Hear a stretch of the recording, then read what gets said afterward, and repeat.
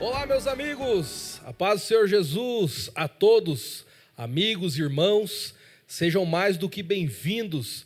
Nós estamos no nosso 12º episódio do Kairos Podcast. E você, como sempre eu digo aqui, vocês já estão enjoados de ouvir isso de mim, mas é que é uma realidade, vocês são mais do que bem-vindos a essa conversa, a esse bate-papo abençoado, sempre com convidados muito relevantes, muito abençoados por Deus, sempre com um conteúdo que nos traz crescimento espiritual, social, em todos os âmbitos nós somos abençoados por vidas e por Deus com certeza.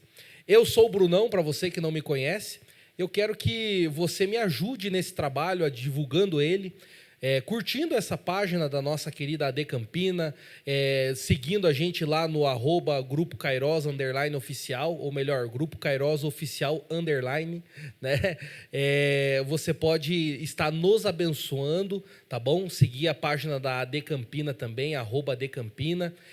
Envie esse link para outras pessoas, para que elas também participem dessa conversa, para que elas participem desse conteúdo sempre abençoador. Nessa noite eu tenho um grande privilégio, é um privilégio para mim poder recebê-lo aqui, é uma grande referência não só para mim, como um jovem já saindo um pouco da juventude, eu estou ficando um pouquinho velho já, mas é uma grande referência para nós, para as nossas igrejas. Esse nosso convidado ele é muito bem conceituado, ele é muito abençoado, inclusive eu acompanho muito os ensinamentos dele, né? Eu tenho ele como uma referência de um exímio ensinador da palavra. E para vocês entenderem de quem eu estou falando, né? Ele é cursado em teologia pela ETAD, ele é um exímio ensinador da palavra, como eu mesmo já mencionei, pregador da palavra, cantor, compositor, musicista. Especialmente ele toca um instrumento muito peculiar e muito que eu gosto muito particularmente, que é a viola caipira, né? Tem uma família de músicos e cantores, né? Ele hoje exerce aqui na nosso ministério da AD Campina, o ministério de evangelista. Ele já foi dirigente de congregação, já andou por muitos lugares, é muito conhecido aí por onde passa, né? Ele e sua família. Já foi líder de departamentos. Agora vai ficar um pouquinho mais fácil para vocês aí identificarem. Ele que é esposo da nossa querida irmã Elza, pai da Tatiane, da Tassiane e do Wesley Veloso. O nosso querido, eu carinhosamente o chamo de pastor Eliseu Veloso. Seja muito bem-vindo, querido pastor. É uma satisfação. Obrigado, presbítero Bruno Souza. Eu, antes de iniciar a minha conversa, eu quero parabenizar o presbítero Bruno Souza por essa iniciativa de realizar esse tipo de trabalho pelas redes sociais, que é muito edificante, leva conhecimento para muitas pessoas em várias áreas, né? E muito mais porque divulga os trabalhos do campo de Campina Grande do Sul, isso, as atividades, o que acontece por aqui. Então, queira ou não, está divulgando o campo de Campina Grande do Sul para muitos lugares dentro do estado e fora do estado. Pode-se dizer que para todo o Brasil, né? E fora do Brasil. Então, eu parabenizo. Não só parabenizo, como eu valorizo, porque isso requer muita dedicação. Preparar as matérias, convidar as pessoas, os temas, enfim. É um trabalho de a gente admirar. Amém, amém, maravilha. Eu fico lisonjeado, né? Obrigado pelo apoio do senhor, pela disponibilidade de tempo de vir aqui apoiar a nossa juventude, porque é um trabalho organizado pelos nossos jovens, né?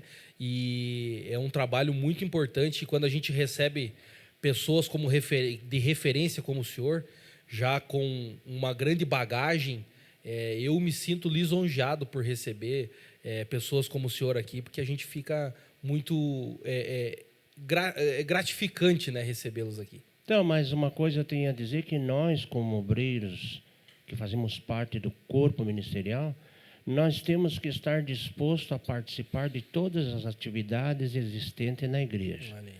Quer seja convidado, quer seja não.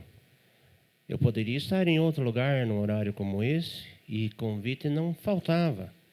Mas eu dei uma determinada atenção mesmo, porque eu sei como é quando alguém é solicitado para dar a sua partícula de cooperação, que isso aí conta com apoio espiritual, apoio moral, e a pessoa se recusa.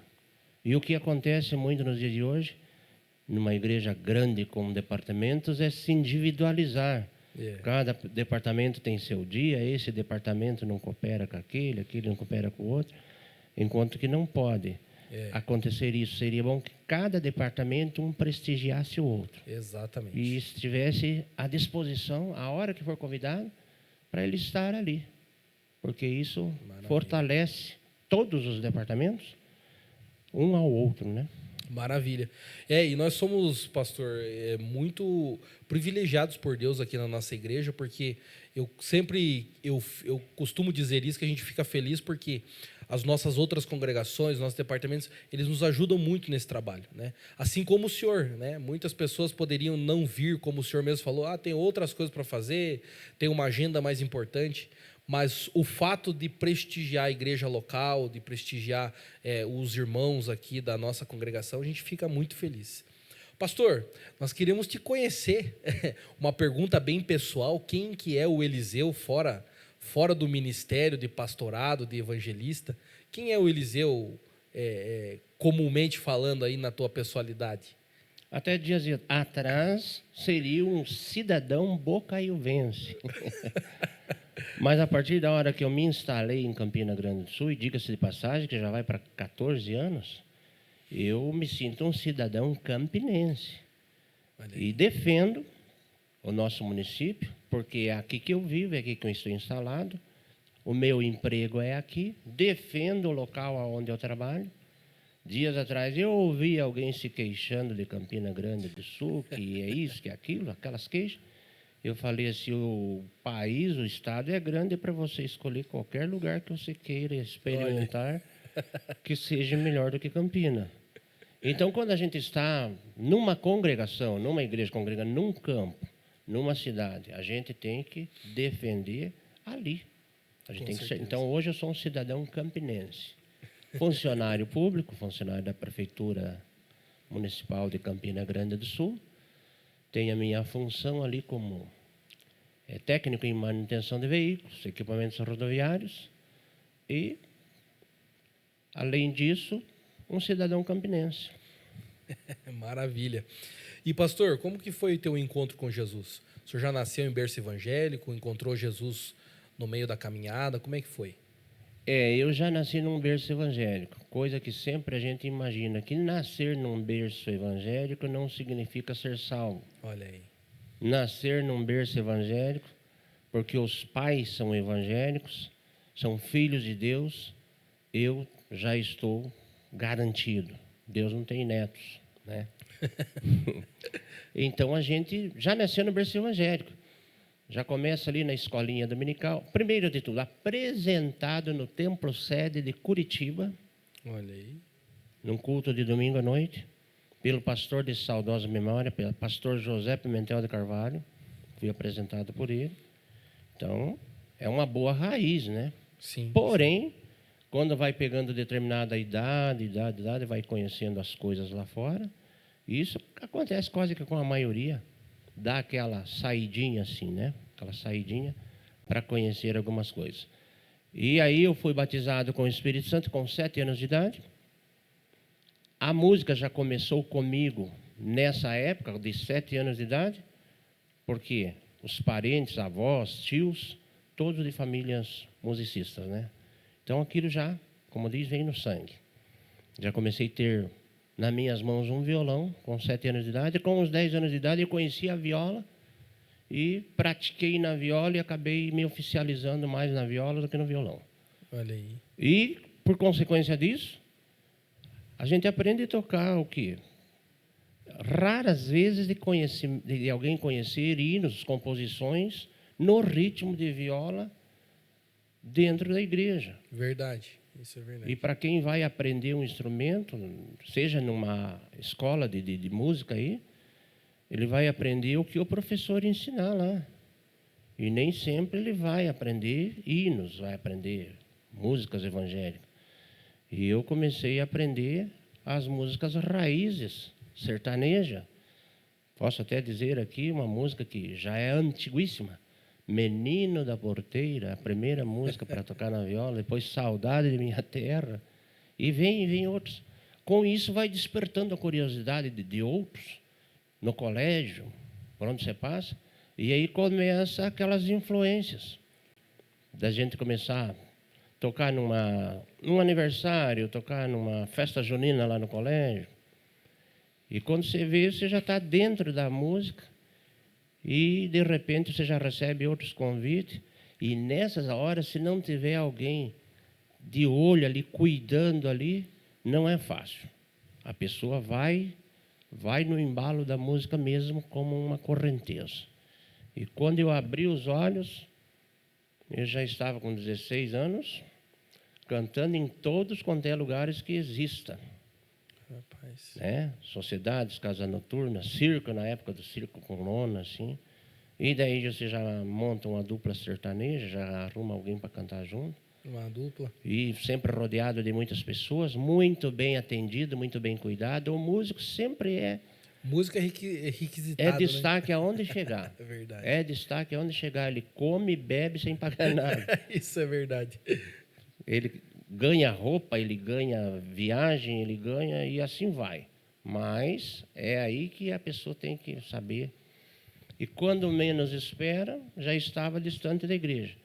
Não perdia cultos, não perdia congressos, convivia com a igreja, mas lá, tocando lá fora.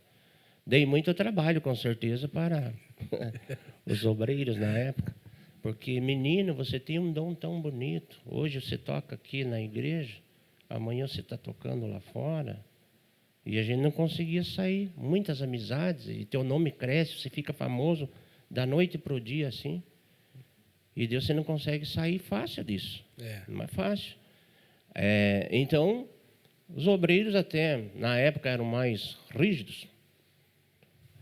A gente cantou num lugar e daí aquilo já a gente vai criando uma marca para a gente. A ponto que se uma hora alguém te vê numa esquina com um violão na mão, você esteja tocando uma música sertaneja ou não, quem passa já disse que você está tocando. Alguém te encontra no caminho e diz, afina esse instrumento aqui para mim, alguém que está passando para ir em algum lugar, e você pega aquele instrumento para afinar, quem passa já disse que está tocando. Aí, quando chegava na igreja, alguém colocava bilhetinhos no púlpito para nós ser chamados para cantar, eu com minha irmã, mas já tinha chegado no ouvido do pastor que lá na esquina tal eu estava lá num grupinho com um violão na mão. Nem sempre eu estava tocando, eu estava afinando o violão. Outras vezes eu estava pegando um violão para levar para casa para um concerto, para colocar cordas para aquela pessoa que estava sendo um aluno e não sabia colocar. Não é só propriamente eu tocar. Então, Deus, você já fica marcado. Daí, quando chegava na igreja, que alguém pedia para a gente cantar um hino, a gente via que o que estava dirigindo amassava o bilhetinho assim e jogava no lixo. Porque o pastor já tinha dito, ele não vai cantar hoje. Hoje não chama ele. E daí fica difícil lidar com essa situação, né? Sim. Daí depois ele vinha, olha, meu filho, a gente quer te ajudar, mas você não se ajuda e tal, e assim, né? Então é longa essa história. Quer dizer, eles eram ruins? Não eram, eles estavam querendo que a gente se formasse perfeito, né? Então daí a gente ficou um pouquinho distanciado, mas aí pelos 18 anos, dentro da igreja sempre, não se afastava assim. Deus usa alguém para falar com a gente. Aí quando Deus usa alguém para falar com a gente, aquele dia é o encontro. Aquele dia é o encontro verdadeiro, que Deus fala, que você sente que... Daí eu fui para a frente, dobrei o joelho, com 18 anos, aceitei a Cristo como Salvador. Aí que eu percebi a diferença de ser apenas um filho de crente, que acompanha, que nasceu, com aquele que aceita Cristo. Olha aí. Daí eu recebi o toque mesmo, aquele toque de Deus mesmo, e já comecei a cantar hinos de louvor ao nome de Jesus, e já comecei a sentir a diferença também da operação de Deus através daquele louvor no coração das pessoas que me ouviam. Daí, já conheci a minha esposa, logo em seguida, que já éramos conhecidos desde os 4 anos de idade. Olha aí. Já morávamos por perto, já tinha laços de família. E com 20 anos casamos. E dali para frente já vem as responsabilidades e tal. Isso que eu ia perguntar para o senhor, daí como é que o senhor iniciou no ministério? Então daí com 20 anos de idade casado já, Uhum. daí os pastores atendendo a gente por ali. Com essa idade de 20 anos, 21, 22, 23, aos 23 anos, eu fui para a cidade de Guarapuava, a convite de um pastor que era de lá. Uma época de desemprego, época difícil, vamos para lá, conhecer um ar diferente lá, pessoas diferentes, porém, por que ele fez esse convite? Fez esse convite porque o meu falecido pai de saudosa memória pediu. Ele está aqui, está começando a se alinhar, mas é muito difícil. Carros parando na frente, convidando, e tanta coisa assim. Então eu queria que ele fosse para um lugar diferente. Estou resumindo, né? Tirar ele desse lugar aqui. Porque tem ocasiões que até a gente percebe que ele está tentando se esforçar. Mas as pessoas são muito grandes à sua volta, que fica difícil os que estão de fora acreditar nele. Meu pai não era de apoiar, ele dizia assim, tem bastante coisa errada que ele faz. Mas tem ocasiões que eu percebo que ele não está tão errado. Mas as pessoas, ele não tem credibilidade aqui. E daí, indo para Guarapuava com idade de 23 anos, me entregaram nas mãos do pastor, presidente da época, pastor Valdomiro Crepaldi, de saudosa memória. E ele disse assim, eu vou arrumar um quartinho aqui, uma secretariazinha aqui para você morar com a tua esposa aqui, até que você ache uma casa para alugar. E isso era na sede. Aí já me envolvi com o conjunto vocal da mocidade, por ser músico, já colocou eu como maestro do grupo de jovens. Olha aí. E daí já colocou como superintendente da escola dominical. E ele disse assim, não dê testemunho de nada ruim que você foi lá para trás. Esse é um dos segredos. Conte que você sempre foi benção. Porque sempre no meio do povão evangélico vai ter uma percentagem de espirituais que vão acreditar e vão dizer assim, que benção, como Jesus transforma, o que Deus faz na vida do homem. Mas vai ter uma percentagem maior que vai dizer, será que está bem? Será que está bem liberto? Será que aceitou Jesus mesmo? É. Será que está? Então ele disse, não conte. Então daí, ali eles me conheciam como músico, como membro da Assembleia de Deus, como maestro do vocal, como superintendente da escola dominical. E por não ter ninguém que me conhecesse ali, eu consegui firmar os meus passos. Me envolvi bastante com a igreja. Aí tinha uma reforma na igreja para fazer, a minha profissão pintor também. E eu assumi a pintura ali, num motirão, e depois fui diminuindo as pessoas e eu fiquei sozinho. Mas terminei a obra, a pintura da reforma do templo, sede casa pastoral, mais uma associação que tinha do lado. E ele viu a minha dedicação, presente nos cultos, pois morava na igreja, com molho de chave na mão, para depois que saem as pessoas, que terminam todas as festas, eu varrer o refeitório, guardar os pratos depois de limpos, toda a louça que foi usada, varrer a igreja, fechar as vitrines, apagar as luzes que esqueceram acesa, dar uma geral nos banheiros, se está tudo certinho para o culto do outro dia. Então eu terminava de fazer essa tarefa de observar tudo na igreja, para deixar prontinho para o outro dia. Eu terminava essa tarefa 2h30 da manhã. Olha. Então eu passei a ser morador da sede. Até me lembrei do texto que Davi disse, quem me dera que eu pudesse morar na tua casa. Teve noite de tão cansada que eu dormia no púlpito. Dormia no púlpito ali, para no outro dia já continuar o trabalho. E com isso aí eles foram vendo. Aí foi aonde que começou o meu ministério. A observar luzes que ficam acesas, torneiras que estão goteirando, que às vezes o pastor não percebe, tem um banheiro lá com 18 torneiras, numa sede grande, o pastor não tem esse tempo de estar verificando essas coisas. Verdade. E, né, não tem esse tempo. Então, esse serviço é para os diáconos, mas às vezes também... Então, eu observava, eu que dizia, tem uma torneira para trocar, aquela caixa de descarga está vazando. E comecei a amar a isso aí, e disso aí veio a chamada para o ministério.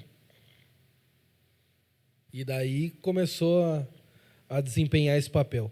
E, pastor, o senhor, como já foi pastor de igreja mesmo, né? O senhor já dirigiu congregações.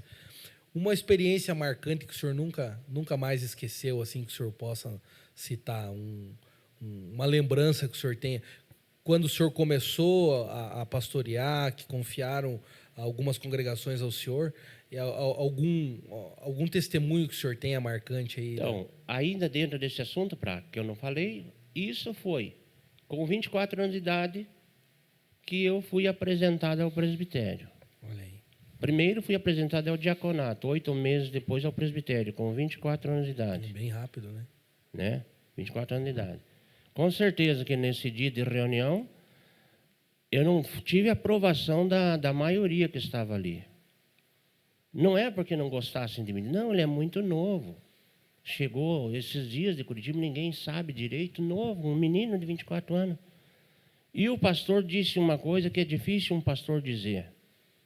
Ele disse assim, eu assumo qualquer coisa que der de errado, que ele cobrem de mim. Olha. É muita coragem, né? É coragem. É muita coragem.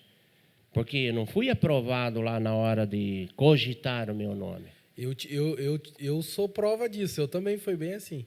Eu fui levado ao diaconato com 16 anos, 17 anos de idade. Então, essa hora tem que passar por uma reunião, porque já é de praxe, e daí ali vem as opiniões, né? Então, não, é muito novo. Mas fui consagrado. Já de cara assim, no dia da consagração, eu ainda morava na sede. Aliás, não morava na sede, eu já tinha mudado. Já tinham arrumado 2 salinhas para mim morar numa congregação no bairro São Miguel, em Guarapuava. Você vai morar lá. E ajuda a dirigir os cultos lá. Não era uma igreja, era um salão que foi alugado. E eu fiquei lá morando lá e ajudando lá na música, mas sempre cooperando na sede, só nos dias de culto lá. Aí o obreiro que cuidava desse local lá, candidatou-se a vereador e teve que se licenciar. E de quem mandamos para lá? Para cuidar Não, deixa o Eliseu lá, pois ele já está lá, nessa época era diácono. Daí já deixaram eu. Eu assumi aquele ponto de pregação como fosse o embuial ali. Assumi com 8 pessoas, e por causa da música, e visitando e cantando, foi crescendo, crescendo, crescendo. De repente estava com 40 e poucos novos convertidos e novos candidatos ao batismo. E já passou a ser necessário celebrar uma Santa Ceia lá. E daí eles mandavam um presbítero lá celebrar a ceia lá no dia que foi escolhido. Mas de repente, ele disse, vamos consagrar o Eliseu assim, ele já serve a ceia lá e já... Olha aí. E daí eu fiquei lá, com 24 anos. Daí dali, 3 meses depois que eu fui consagrado a presbítero, eu estava nessa igreja com 43 membros, eu fui transferido para uma com 93 membros. Já uma congregação formada. Uma congregação que estava em crise nessa época lá. Até falei para o pastor, não, pastor, eu sou muito novo. Eu estou me vendo doido para dirigir ali com 43, agora o senhor me manda para uma com 96. Eu não vou conseguir. Ele disse assim, até dias atrás você não cuidava direito nem de você. Deus te deu uma mulher e te deu 2 filhos e você está cuidando. Agora você vai para lá. Eu senti de Deus que você vai para essa que tem 97 membros. Está em crise lá, está com problema, sim, mas você vai. Qualquer coisa, conte comigo. Ele falou, você vai para lá. Aí eu falei, então, se o senhor está dizendo isso, eu vou, né?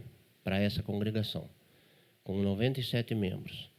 Quando completou 9 meses por aí, vários que tinham saído voltaram, outros se converteram. Ela estava com 230 membros. Olha que benção. E nessa época estava com 25 anos de idade daí. Claro que surgiu várias situações, mas dali eu fui sendo transferido para igrejas até com 600 membros, 700 membros, com 27 anos de idade. Olha que benção. Com banda, coral. Igrejas que assumi como presbítero, que eu, quando cheguei nessa igreja lá, tinha 2 evangelistas lá, tinha 2 pastores e mais uns 7, 8 presbíteros, que já tinham sido pastor ali também. Já tinha passado o tempo dele. Então, você vai imaginar como é um menino de 27 anos, 26 anos, chegar numa igreja grande com esse volume de membros, banda, coral, departamentos, e com obreiros que já haviam pastoreado ali. E que estavam com vontade de pastorear de novo. Meu Deus, que luta. Aí que vai vir as experiências, para você ter convicção que você foi chamado mesmo ou não. Até ele usou um termo quando mandou para essa igreja de 97 membros, um linguajar, que ele disse assim: o meu pai, quando era caçador, ele disse que nascia 5 filhotes de uma cachorra caçadora lá, o teste que ele fazia era este: ele jogava todos no rio. Os que nadassem água acima, ele separava, e os que nadassem, os que descessem água abaixo, ele deixava que a água levasse. Ele dizia. Então ele disse: quer saber se alguém vai dar alguma coisa? Olha Você aí. tem que jogar ele na correnteza para ver se ele tenta vencer. Então já deu para entender. Hoje a gente usa o termo jogar no fogo, né? Para ver se a pessoa vai aguentar. Se vai aguentar ou não. E A daí, Bíblia fala, né, sobre o ouro, né?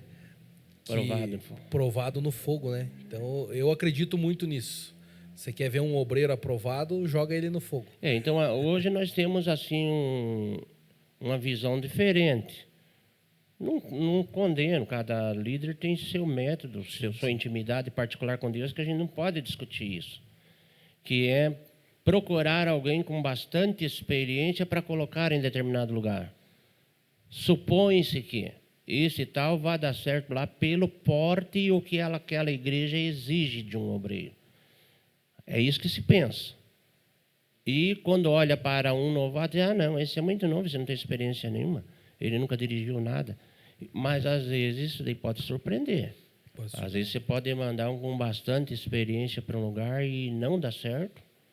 E mandar um que nunca dirigiu, e ele vai lá. Por causa disso, ele já não se estriba em nada. Aí ele opta pela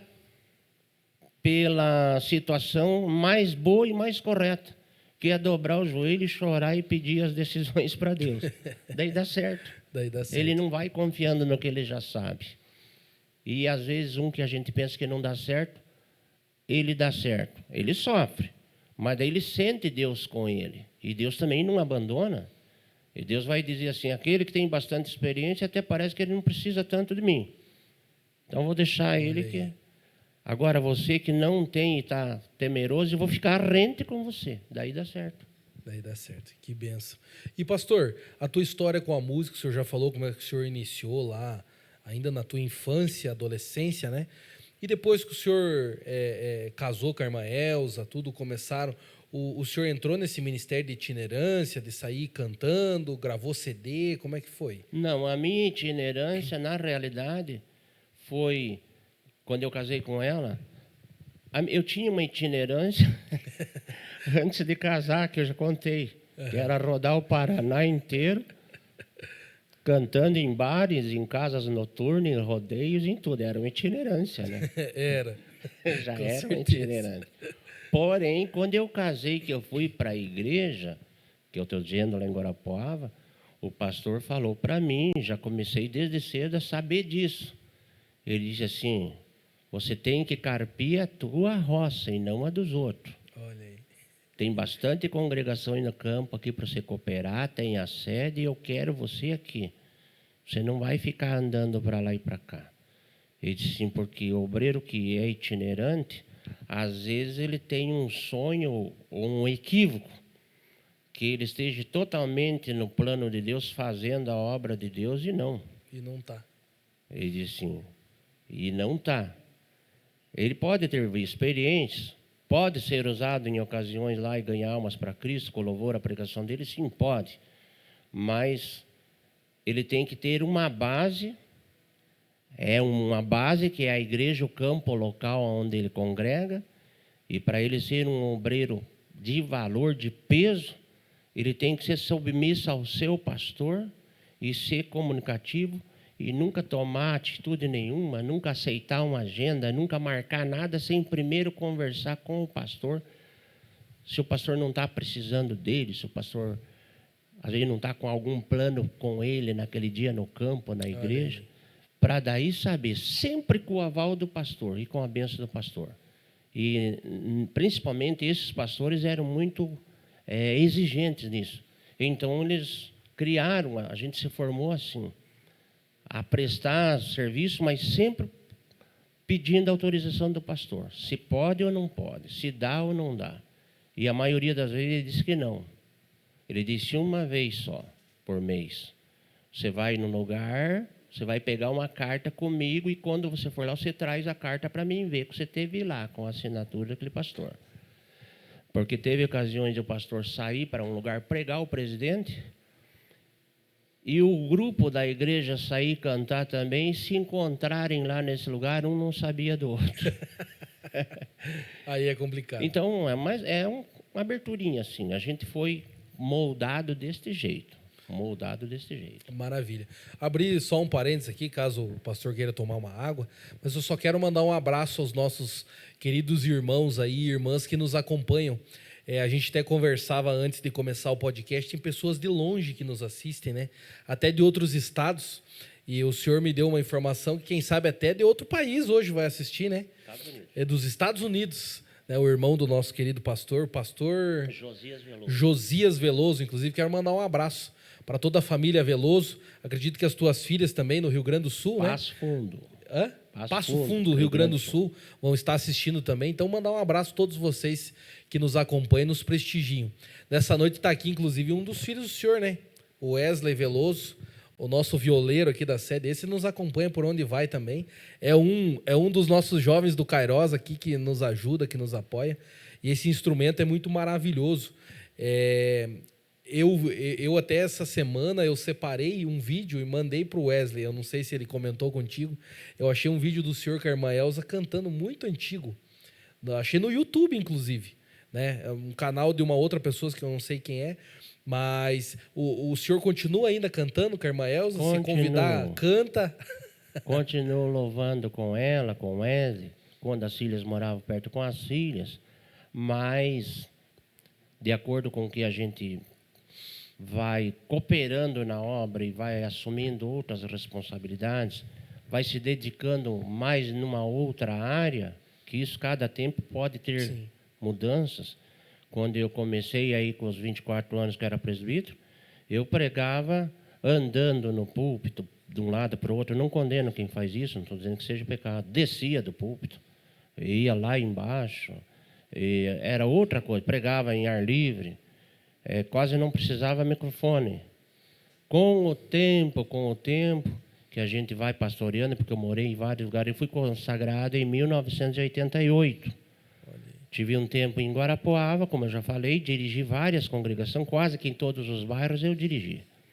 Dali eu recebi um convite, fui para a cidade de Arapongas, como co-pastor, e lá o campo tinha 47 congregações, e daí eu morava no templo sede, eu fiz reuniões, eu ajudei muito no trabalho de posse e despedidas de obreiros, supervisão em setores, enfim, tudo que envolve a igreja.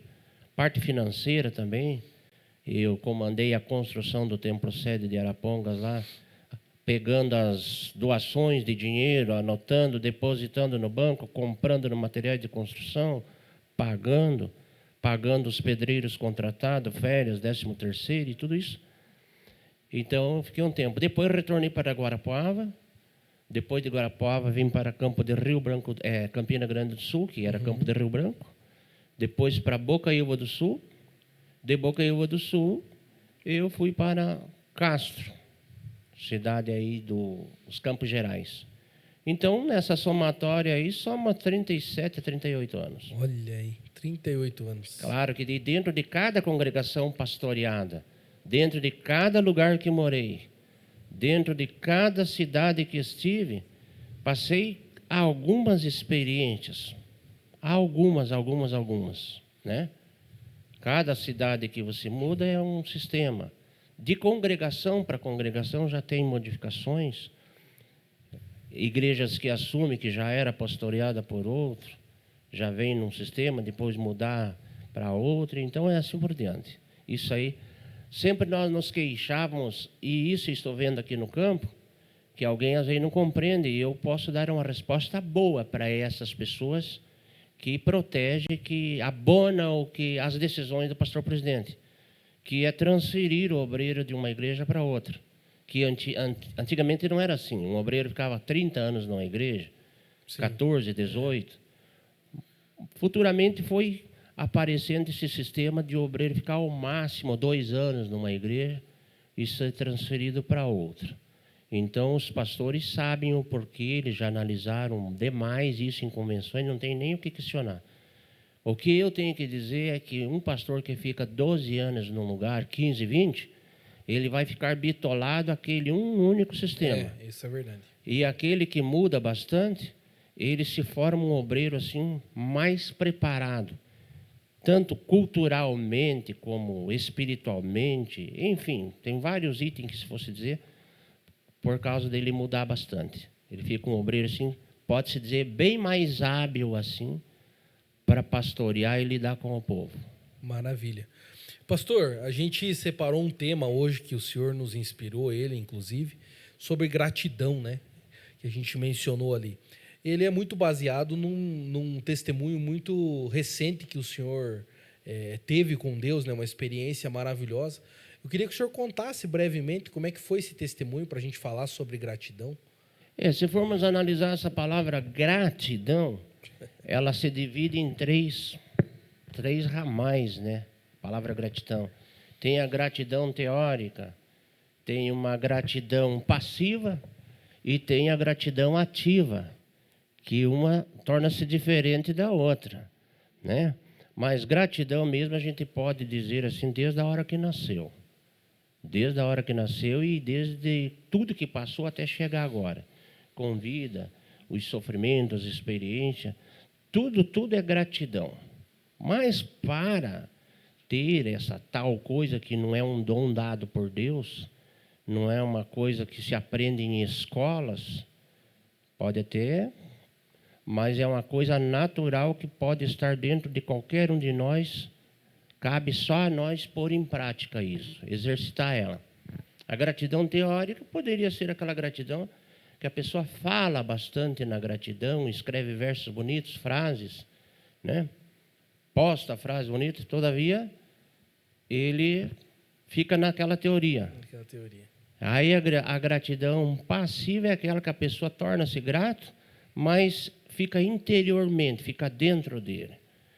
E essa passiva é principalmente pelas coisas boas que acontecem com ele, né? Pelas coisas, uma pessoa que aparece para o seu relacionamento, né? Um concurso que ele passa, uma aprovação num concurso, um bem que ele adquire, né? Então só que isso acaba ficando para ele, a passiva. Agora a ativa é aquela que a pessoa ela é acompanhada de ações, de gestos, né? E ela é completa. Gratidão tanto por coisas boas que acontecem para ele, mas não só pelas que acontecem, mas pelas que já existem. E gratidão pelos momentos ruins também, que lhe deu escola, que lhe formou, que lhe ensinou, que deixou ele preparado para a vida.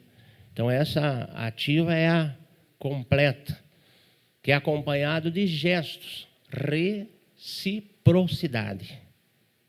Né? Acho que falei certo a palavra. Sim, reciprocidade. Né? Que ela é acompanhada de gestos e de ações. A passiva é aquela que fica para dentro da pessoa. ele é grato por aquilo, porém ele não retribui aquilo que ele é grato. Já a ativa é aquela que ele sente vontade de retribuir aquilo para alguém que lhe causou algo bom, até para o próprio Deus. Alguém fala em dízimo nos dias de hoje aí, que não é bíblico, tu diz que é bíblico, que é certo pagar, outro não é. Não. A gratidão, quando ela é ativa dentro de nós, pode o mundo inteiro, os teólogos, pode os pensadores, pode filósofos, dizer que o dízimo não é certo, que não é correto pagar, pelo fator da gratidão do que a gente recebe de Deus, eu serei sempre oferecendo as minhas... Porque Deus precisa disso? Deus é dono da prata e do ouro. Não, mas a obra dele precisa. Então, em gratidão ao meu emprego, à minha saúde, a uma família perfeita, à minha salvação, que dinheiro nenhum pagaria, então a gente faz isso por gratidão ativa. Quando a gente está passando por lutas, problemas, perseguições, gratidão nessa hora também. Gratidão nessa hora também. Então, quando se referiu à minha saúde, é uma das coisas mais recentes que me aconteceu. Passar por um infarto pode-se dizer que fulminante, quando que estava em casa, uma dorzinha do nada, uma queimaçãozinha. Deus nos deu sabedoria nesta hora para já correr e procurar alguém que observasse. E dali já fomos para a frente, de uma UPA já fomos para a frente, já fomos lá para o hospital. Conclusão, isso é resumo. Quando olha lá no raio-x lá, 3 veias do coração principais estouradas, e 2 mais pequenas estouradas também. No total, 5. Elas racharam, elas partiram. E o sangue encharcou o coração. O coração ficou encharcado de sangue. Então, disse ao médico que se demorasse mais meia hora, eu tive uma vantagem de elas terem rachado no coração e não na cabeça, no cérebro. Porém, o coração já estava inchando. E dentro de alguns outros minutos ele partiria pelo meio. Meu Deus. Então, eu fiz as 3 pontes de safena, extraindo uma veia da perna para fazer as 3 principais do coração. Foi aberto o peito aqui. E ali, naquele lugar, não tinha nenhuma certeza, assim, pela medicina, que eu voltasse. Disse, nós vamos tentar fazer alguma coisa. Seu caso é grave. Então, estava ali, como que nem contando mais humanamente falando, que eu voltaria a ver o rosto dos filhos, da esposa, a minha casa, a igreja que congrego, as pessoas daqui que amo. Mas, de repente, um testemunho que dei, que não quero contar detalhes por detalhes, Sim. é que dias antes o nosso coral do Círculo de Oração aqui cantou um hino que estava naqueles dias maestrada pela maestra irmã Sara. E eu estava sentado no lugarzinho que costumo sentar aqui, atento ali, e aquele hino que eles cantaram me tocou profundamente no meu coração. E eu não tenho esse sistema, não ignoro quem tem, de levantar as mãos, de pular, de bater palma. Cada um tem uma forma de sentir o Espírito Santo. Sim, sim. Né? E minha forma de sentir, eu sinto algo que me esquenta o meu peito, e de repente começa a encharcar os meus olhos de lágrima ali.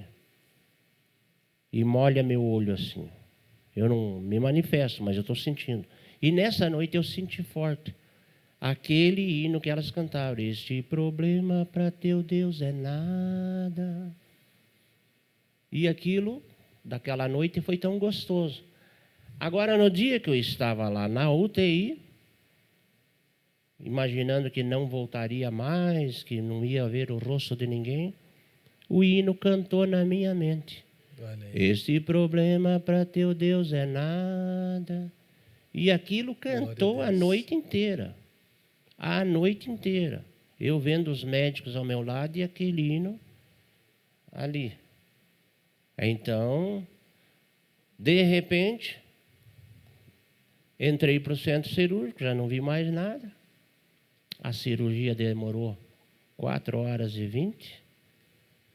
E lá pelas tantas eu escutei alguém batendo palma do meu lado, como que fosse um grupo, dizendo, cirurgia feita com sucesso.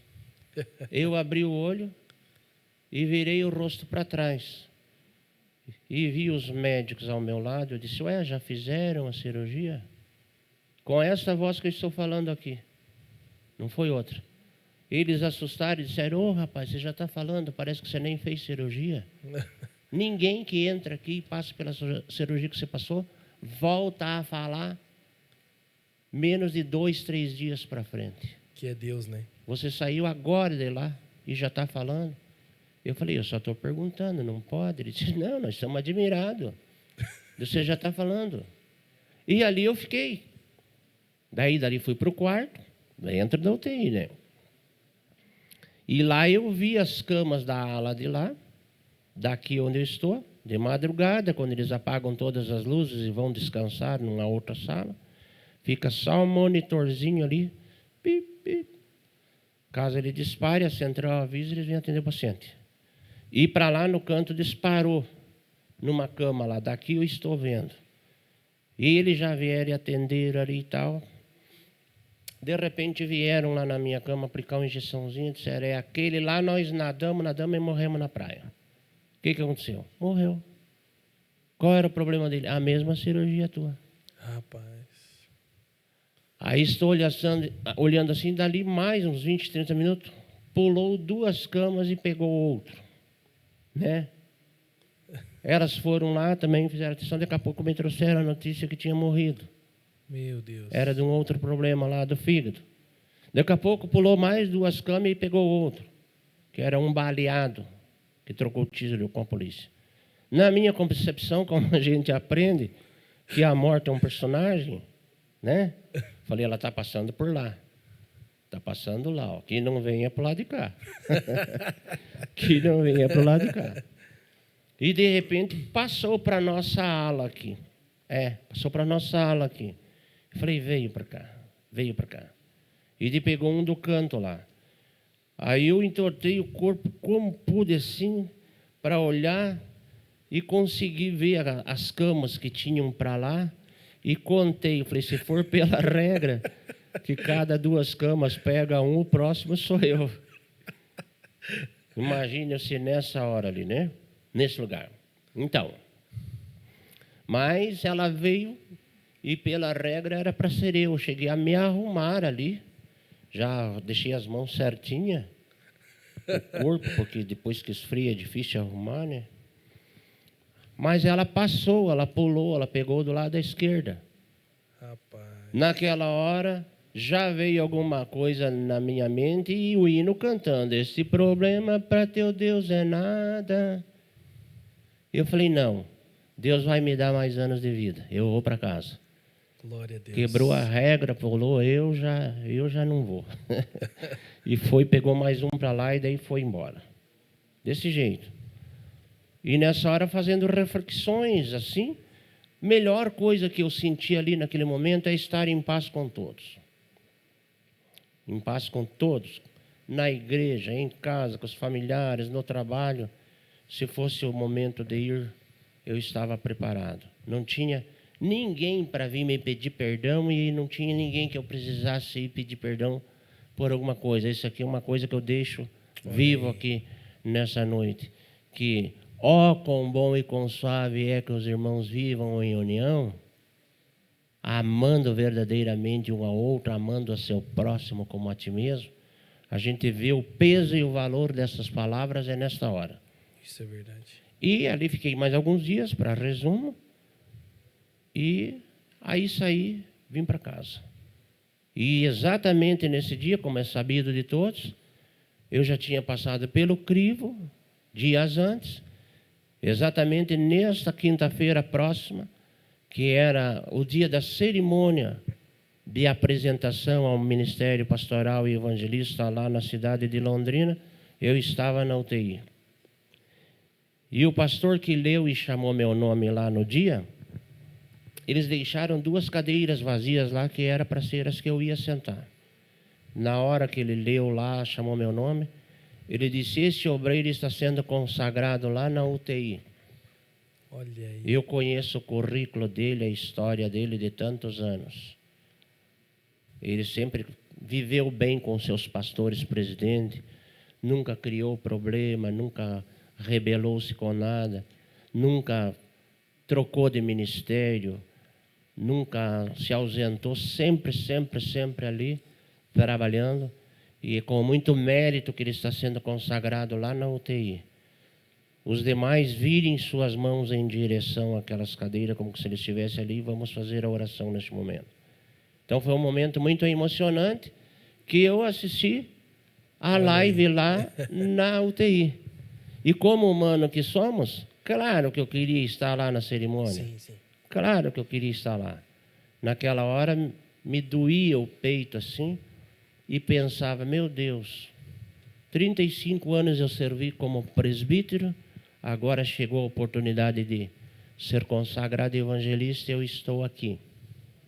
Então, recebi vários áudios, recebi várias mensagens neste momento lá. Alguns áudios bons de se ouvir e outros não, né? Mas, graças a Deus, que voltei para casa e estou ainda em fase de recuperação, mas já estou 90% recuperado, já estou cooperando novamente na música e nas pregações e assim por diante. Glória a Deus. Pastor Eliseu, o nosso desejo era a gente discorrer mais horas aqui conversando com o senhor, né? Foi muito bom esse período que a gente conversou. A vida e experiência do pastor Eliseu é muito grande para nós aqui e é de muita referência. Então a gente fica muito feliz pelo senhor ter aceito esse convite. Com certeza o senhor vai voltar mais vezes, né? Esperamos isso, que o senhor volte mais vezes, contar mais experiências para nós. E diante desse testemunho, diante desse tema de gratidão, nós queremos louvar a Deus pela sua vida, pela sua família e agradecer ao senhor por estar aqui conosco. Nós ficamos gratos. Amém. Claro que tudo com resumo. Sim. Eu não contei experiências, não contei situações que marcaram, porque são muitas, que eu vivi, que eu vi Deus assim, quase que real e pessoal na minha frente. Não dá tempo de contar. Sim, Passei por 3, 4 campos ministeriais: Campo de Ponta Grossa, Campo de Arapongas, Campo de Guarapuava, Campo de Rio Branco do Sul e agora Campo de Campina Grande do Sul. Já fui obreiro de 7 ou 8 pastores presidentes, né? Cada um tem seu método, cada um tem seu estilo. E o que eu, às vezes, olho para mim mesmo assim, e tenho satisfação que eu sempre procurei me moldar ao sistema, ao estilo de cada pastor que eu trabalhei. Para mim nunca aconteceu, graças a Deus, de dizer esse não é bom, esse é ruim. Não. Eu toda a vida disse e digo que a submissão supera qualquer coisa.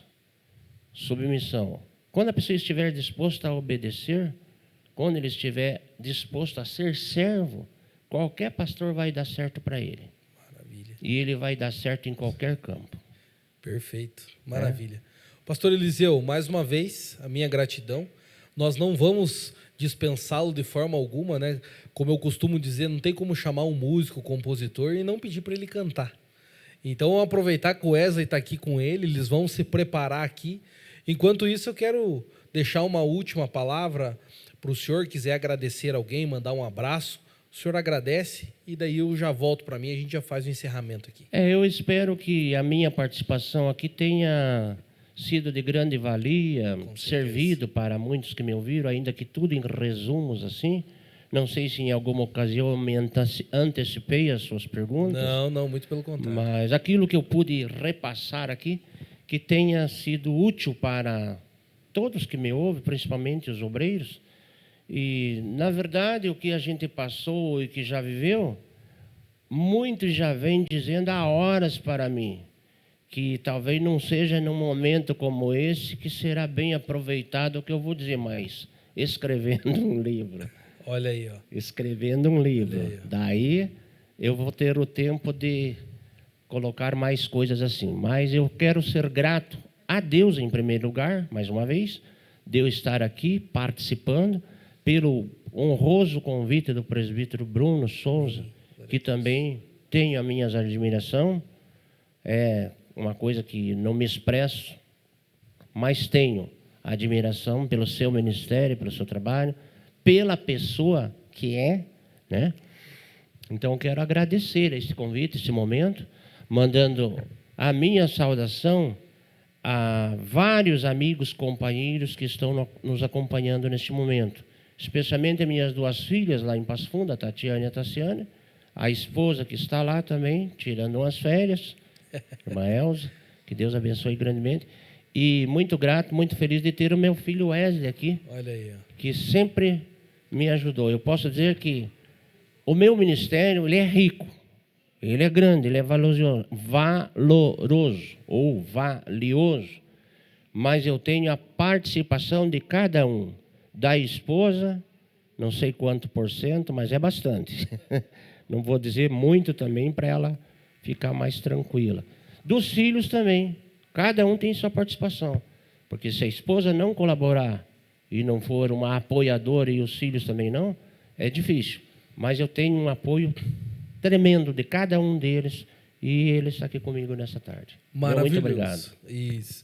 E ele já vai se preparando aí com os instrumentos deles, eles vão estar louvando a Deus para encerrar esse nosso podcast. E aqui nessa noite de sexta-feira, eu queria agradecer vocês que nos acompanharam até esse momento, vocês que guardaram nas tábuas do seu coração cada ensinamento que esse homem de Deus, com tanta experiência, com tanta garra, né, de vida, com esse testemunho maravilhoso que ele nos contou aqui hoje.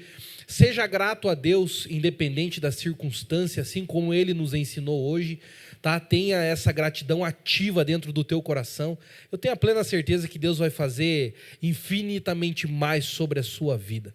Eu quero te convidar nesse momento, se você pode, fechar os teus olhos, curvar a tua cabeça. Se não pode, liga o teu pensamento no céu e ora comigo, faz essa oração, agradecendo a Deus pela vida do nosso querido pastor Eliseu, evangelista Eliseu Veloso, e também pela sua família, e agradecer a sua vida também, pedir que Deus te dê direcionamento. Querido Deus Todo-Poderoso, nós somos gratos, ó Pai, pela Tua infinita bondade, somos gratos pela Tua misericórdia, que o Senhor continue, ó Deus Santo, abençoando a vida do nosso querido amigo evangelista Eliseu Veloso, toda a sua família. Somos gratos pela vida dele, ó Deus, por esse livramento maravilhoso que o Senhor deu para ele, por esse milagre que o Senhor operou na vida dele. Peço que o Senhor continue abençoando a sua casa, a sua família, a sua esposa, que em nome de Jesus, ó Pai, o Senhor o prospere em todas as áreas da sua vida, que ele cresça cada dia mais e continue, ó Pai, abençoando ele para que ele possa ser esse canal de bênção para abençoar ainda mais pessoas, como ele já tem sido, e que ele possa ser ainda mais usado nas tuas mãos. Querido Deus, a cada ouvinte, a cada pessoa que tem nos assistido, que tem nos acompanhado, que a tua bênção esteja sobre nós, que a tua glória esteja sobre a vida de cada um. Em nome de Jesus, amém. Queridos, eu me despeço aqui, grato à tua vida, à tua audiência. Acompanhe-nos pelas redes sociais da nossa igreja, toda terça e quinta às 20 horas, e aos domingos, às 19 horas. Ficamos agora com uma bela canção de composição própria do nosso querido evangelista Eliseu. Aproveite esse momento, adore a Deus, sirva com alegria e vamos escutar essa moda de viola abençoada aí. Nós queremos oferecer este hino para todos que estão nos assistindo. Eu esqueci aqui, no momento, de agradecer ao nosso pastor presidente, pastor Paulo, pastor Alex, e todo o ministério aqui pelo carinho, pelo acolhimento e pelo cuidado que eles têm conosco. A composição que eu escrevi, certo dia, eu escrevi uma composição que você vai ouvir agora, numa segunda-feira, numa roda de viola que estávamos. Participamos de um grande congresso no domingo à noite, numa cidade, eu, cantor Benedito Felizardo, de saudosa memória, e na segunda-feira, quando nós almoçávamos com o pastor, chegou alguns irmãos ali e o pastor fez a pergunta: por que não vieram no culto de domingo à noite? Eles alegaram que estava bastante chuvoso. E o cantor Benedito Felizardo, que nos traz grande saudade, ele começou a fazer uma composiçãozinha ali, escreveu um pedacinho, e daí logo em seguida ele disse: vai lá, Eliseu, agora é você. E eu cantei mais um pedacinho, e virou tudo em risadas ali e tal. Mas depois eu cheguei em casa e continuei escrevendo essa composição. E o título da composição, Bruno, é O Murmurador. É uma letra que difícil às vezes de ouvir, mas com muitas realidades. Mas sabe o que eu estava pensando, Bruno? Que um murmurador, ele nunca consegue murmurar se não tiver alguém para ouvir ele. Não tem como ele murmurar sozinho. Ele tem que murmurar, mas que tenha alguém ouvindo ele. Mas o maior problema, sabe qual é? Que às vezes o que está ouvindo ele é fraco. Até certo ponto ele vai contrariando, combatendo. Mas de uma hora em diante ele é vencido pelos argumentos do outro e entra na dele e começa a murmurar também. Então foi a letra que eu escrevi. Quero cumprimentar a todos que estão assistindo a gente aí. Satisfação estar participando desse podcast junto com meu pai. Agradeço o convite do Bruno também. E vai ficar aqui uma parcelinha da minha contribuição, da minha satisfação e da minha gratidão a Deus.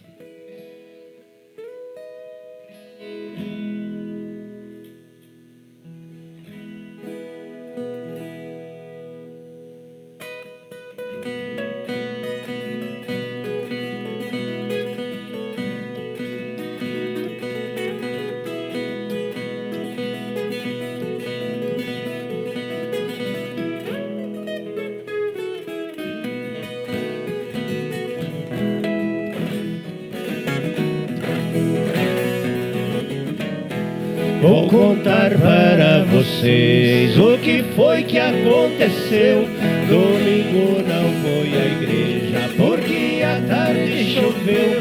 Nós ficamos lá em casa conversando numa boa. Na verdade nem foi chuva, foi apenas uma garoa. A televisão ligada em uma programação, a chaleira de água quente e a cuia de chimarrão.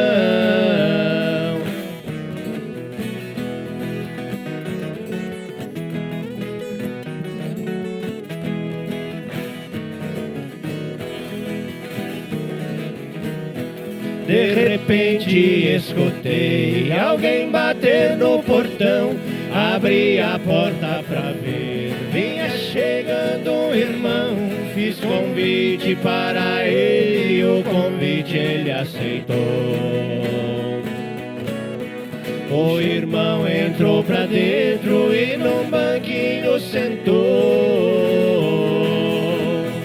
com a cara enferruscada e o semblante de mau humor. Puxei conversar com ele, só falava do pastor.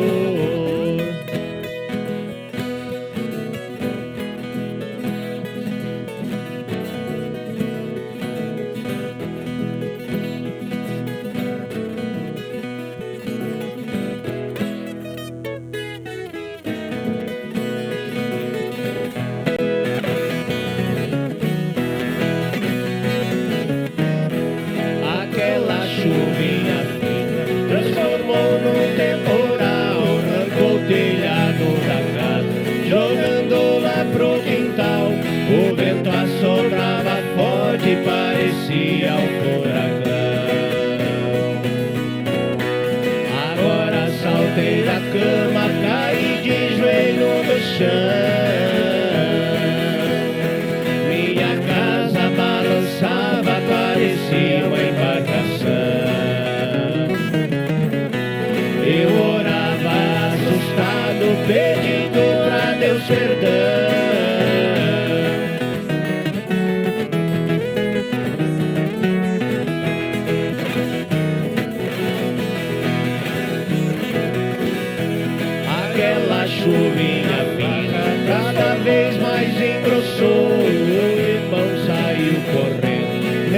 Deixa a paz do Senhor